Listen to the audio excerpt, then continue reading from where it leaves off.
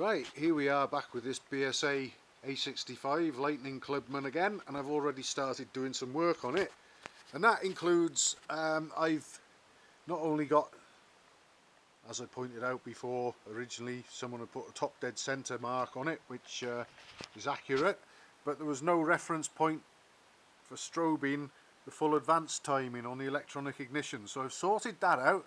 And that, if anybody wants to know, I used a plunger through the spark plug hole marked off in millimetres. Now the timing, full advanced for all models apparently, is 0.304 of an inch from top dead centre, before top dead centre, which on my vernier gauge translates into 7.71 millimetres. Well, I used 8 millimetres on the plunger because obviously it's on a bit of an angle anyway to the piston. Those figures also tally up, apparently if you want degrees, it's 34 degrees before top dead centre for all models, but I measured it because I had the plunger there, so I put it at 8 millimetres before top dead centre actually, according to the little plunger gauge, and I put a mark on the rotor there. And I was quite surprised actually to find that when I set the strobe up and checked the ignition timing, I moved it in increments on the stator plate on the electronic ignition until I got it where I wanted it, obviously giving it a good rev up and making sure that I got the line at its highest point of advance, or the full amount of advance from the electronic ignition. I didn't want to miss a few degrees, and yeah, I found out that the ignition timing had probably been certainly more than 5 degrees and probably heading closer to 10 degrees over advanced. So I put that right.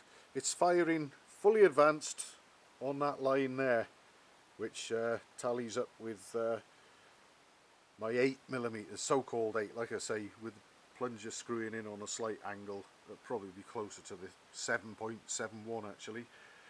So that's taken care of. It's certainly, if it's not spot on to a tenth of a degree, it's very, very close to. So that's all right. I'm happy with that. Also, while the primary cover was off, I was able to adjust the primary chain, which was a bit sloppy, a bit slack. So that's done. And also the clutch. Now, clutch felt suspiciously light.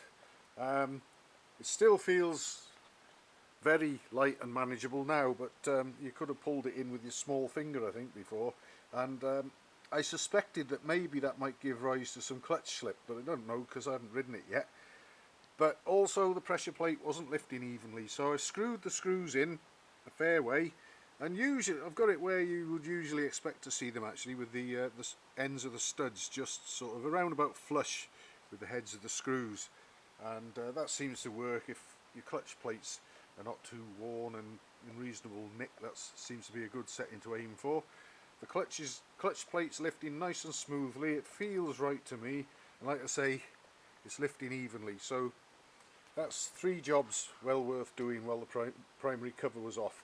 But that's where I'm leaving it for now. I roughly I didn't balance the carburetors as such, but I set a more reliable tickover on them via the throttle stop screws and the mixture screws, just to keep it going while I strobed it, because the tickover had been a little bit erratic, and if you let the throttle go it would stop soon afterwards. But I'll be going into those settings on the carburetors in more depth further down the line. But my next stop, when the engine's next cold and I next work on this, will be I'll have to have the tank off, and I'll check the valve clearances, get them right, and then once I know the ignition timing is right and the valve clearances are right, that'll be time to have a look at the carburetor settings and any adjustments that they might need. So that's it for now. Phase 1 done, and we'll carry on with it very soon, I hope.